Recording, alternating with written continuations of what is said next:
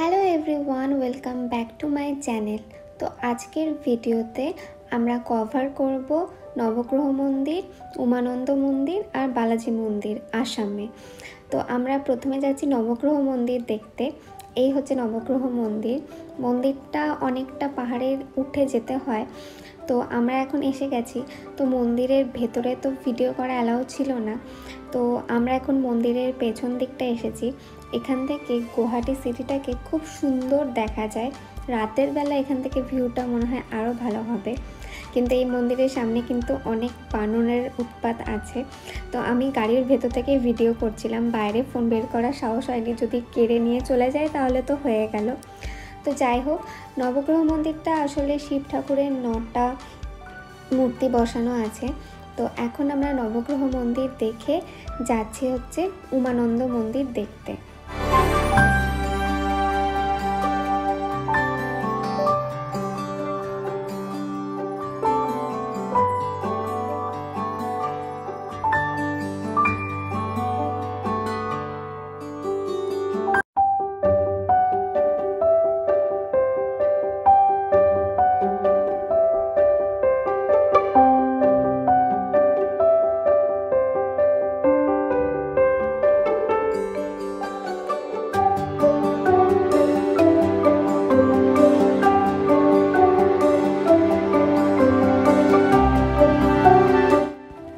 সকালে যখন আমরা এসেছিলাম তখন তো লঞ্চটা অলরেডি বেরিয়ে গেছিলো, কিন্তু এখন দেখলাম লঞ্চটা দাঁড়িয়েই আছে। তো যাই হোক, ভালো হয়েছে। এখন দুপুরবেলা, আমাদের আর সেরকম অন্য প্ল্যানও ছিল না, তার জন্য আমরা দেখলাম যা টাইম লাগুক এটাকে কমপ্লিট করতেই হবে, কারণ কামাখ্যা টেম্পল দেখে উমানন্দ না দেখলে সেটা নাকি কমপ্লিট হয় না। তো যাই হোক, আমরা এখন লঞ্চে উঠে পড়েছি। লঞ্চের ভেতরের স্পেসটা অনেক বড়, অনেক বসার সিট আছে, অনেকেই ভালোভাবে বসতে পেরেছে। আর আমরাও এখন বসেই আছি ভেতরে, কারণ বাইরে রোদ অনেক, তো গরম বেশ ভালোই লাগছিল, যেহেতু এটা অক্টোবরের টাইম ছিল। তো যাই হোক, আমরা সবাই ফ্রুটি নিয়ে নিয়েছি। দিদা আমাদের সবাইকে ফ্রুটি কিনে দিয়েছে। তো এখন বসে ফ্রুটি খাবো, একটু এনজয় করব ভিউটা, পরে সেরকম হলে একটু বাইরে গিয়ে ভিউটা দেখব। তো যাই হোক, আমাদের লঞ্চ তো ছেড়ে দিয়েছে অলরেডি, আর খুব এক্সাইটিং লাগছে, কারণ একটু আগেই রোপওয়েতে চড়েছি, এবার এখন লঞ্চে চড়ছি। মানে দুরকমই এক্সপিরিয়েন্স হয়ে যাচ্ছে একদিনে। তো যাই হোক, এবার আমাদের গন্তব্য হচ্ছে উমানন্দ মন্দির।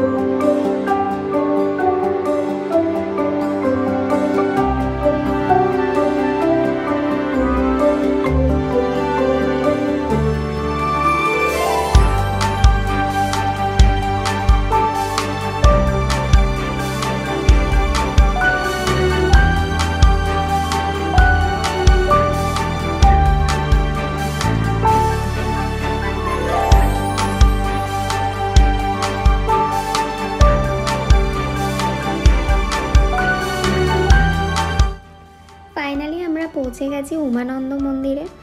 আর এখানে এসে লঞ্চটা দাঁড়িয়েছে, এবার এখান থেকে অনেকটা উঠতে হবে, অনেকটাই সিঁড়ির রাস্তা আছে, তারপরে মন্দিরটাতে আমরা পৌঁছাতে পারবো। তো আমরা এখন স্টার্ট করলাম ওঠা। আর সিঁড়িগুলো এত সুন্দর করে করা আছে যে কোনো অসুবিধা হবে না, মানে খাড়া সিঁড়ি না, একদম ফ্ল্যাট করে করা আছে। তো আমাদের সঙ্গে বয়স্ক মানুষরা ছিল, তাও আমাদের অতটা অসুবিধা হয়নি। তো যাই হোক, আমরা এখন সবাই মিলে মন্দিরের দিকেই যাচ্ছি। তো আমি আর বনু তো অনেকটা আগেই চলে এসেছি, আর মারা পেছনে সব আস্তে আস্তে আসছে। ওভারঅল জায়গাটা যেহেতু একটা দ্বীপ, তার জন্য চারিদিকে সবুজ গাছপালা ভীষণই সুন্দর লাগছে। আর এখন যেহেতু দুপুরের টাইম, 3টে 3:30 বাজে, তার জন্য রোদটা একটু কমে কমে আসছে আর চারিদিকটা আরও সুন্দর লাগছে দেখতে। আর এবার এখান থেকে রাস্তাটা একটু খারাপ আছে, এখান থেকে আরেকটু সোজা উঠে গেলে মন্দিরটা পেয়ে যাব। তো এখানেও মন্দিরের ভেতরে ভিডিও অ্যালাউড ছিল না, তো আমি ক্যামেরা নিয়ে ভেতরে যাইও নি। তো যাই হোক, আমরা উমানন্দ মন্দিরে গিয়ে এখন পুজো দেব, তারপর সবারই পুজো দেওয়া হয়ে গেলে আবার বেরিয়ে আসব। তো সবাই মিলে ঘুরতে যাওয়ার মজাই আলাদা। আমাদের এখন পুজো দেওয়া হয়ে গেছে, আর এখন প্রায় একটু বিকেল বিকেল হয়ে এসেছে, ঘড়িতে এখন 4টে 4:30 বাজে। আর চারিদিকটা ভিউ আরও সুন্দর হয়ে গেছে, সূর্যটা যেহেতু অস্ত যাওয়ার পথে, তো তার জন্য চারিদিকের ভিউটা, জল, গাছপালা সব মিলে আরও দারুণ লাগছিল। তো আমরা এখানে কতগুলো ফটো সেশন করে নিয়েছিলাম। তো তারপর বাকিরা সবাই লঞ্চের কাছাকাছি চলে গেছিলো, কিন্তু আমি আর বুনু ফটো তোলার চক্করে দূরে পিছিয়ে পড়েছিলাম, কিন্তু অসুবিধা হয়নি কারণ মা সঙ্গে ছিল। তো এখন আমরা 3জনে মিলে গল্প করতে করতে লঞ্চের দিকেই যাচ্ছি, আর তারপরে লঞ্চে করে আবার ওই পারে গুয়াহাটি সিটিতে চলে যাব।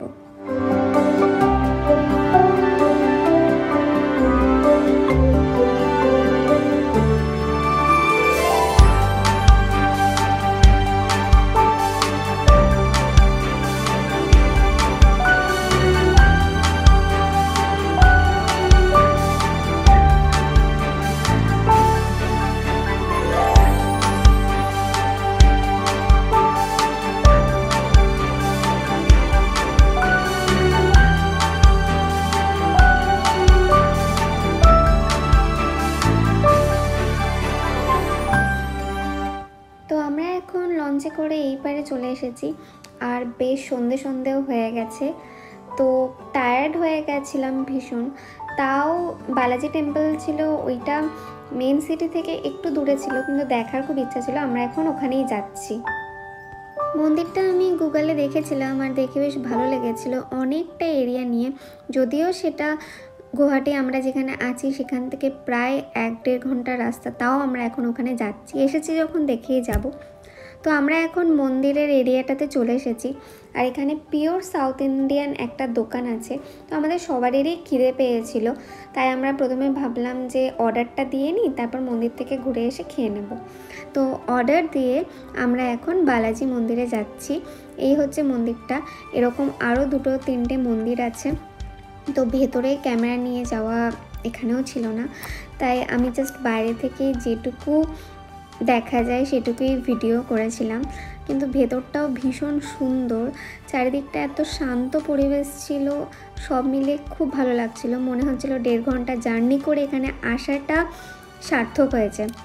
তো যাই হোক, এখন আমরা ভেতরে যাব, তারপর আবার বেরিয়ে এসে দোকানে যাব কিছু খাওয়ার জন্য। তো আমাদের মন্দির দেখা হয়ে গেছে, এবার আমরা যেখানে ধোসা অর্ডার দিয়ে এসেছিলাম সেখানেই আবার যাচ্ছি। তো আমরা এখন বসে পড়েছি খেতে, এবার আমরা একটু ধোসা খেয়ে তারপরে বাড়ি যাব। সারাদিন ঘুরে সবাই টায়ার্ড হয়ে গেছি, আমি মামা মামি বোনের সঙ্গে এদিকে বসেছি, আর মারা সব ওই সাইডে বসেছে। তো এখন সবাই অপেক্ষা করছে যে কখন আমাদের অর্ডারটা আসবে, কারণ সবারই ভীষণ খিদে পেয়ে গেছে। তো অ্যাট লাস্ট অর্ডারটা এসেছে। তো খাবারটা খুব টেস্টি ছিল, আমাদের সবারই খেতে খুব ভালো লেগেছে। যাই হোক, খাবার দাবার খেয়ে এবার আমরা এখান থেকে বেরিয়ে যাব, আর আজকে কোথাও ঘোরার নেই, এবার সোজা হোটেলে যাব, তারপর ডিনার করে ঘুম।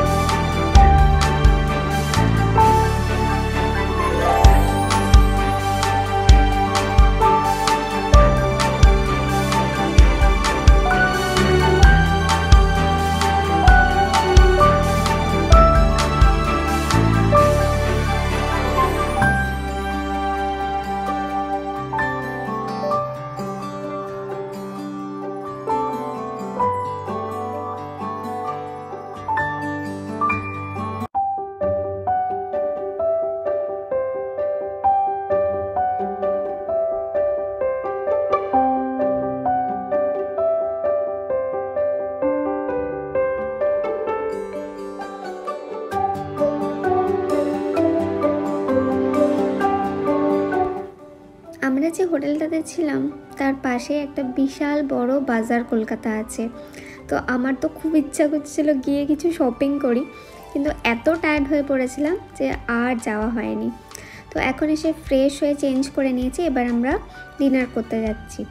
আর আজকে রাতে ডিনারে হচ্ছে ভাত, ভাজা, ডাল, তরকারি, পাঁপড় ভাজা, আর সবাই চিকেন খেয়েছিলাম। তো যাই হোক, খাওয়া দাওয়া সবাই মিলে করে এখন আমরা হোটেলে ফিরে যাব, কারণ কালকে সকালে আমাদের মেঘালয়ে বেড়ানো আছে। কালকে সকালে আমরা আসামের হোটেলটা চেক আউট করে মেঘালয়ের জন্য বেরিয়ে যাব। আর কালকে অনেক সাইট সিনও দেখার আছে, কালকে অনেক এক্সাইটিং ব্যাপার স্যাপার হতে চলেছে। তার জন্য আমরা দুই বোন তো ভীষণ এক্সাইটেড। তো ভিডিওটা ভালো লেগে থাকলে লাইক, শেয়ার, কমেন্ট আর সাবস্ক্রাইব করে দেবে। Thank you.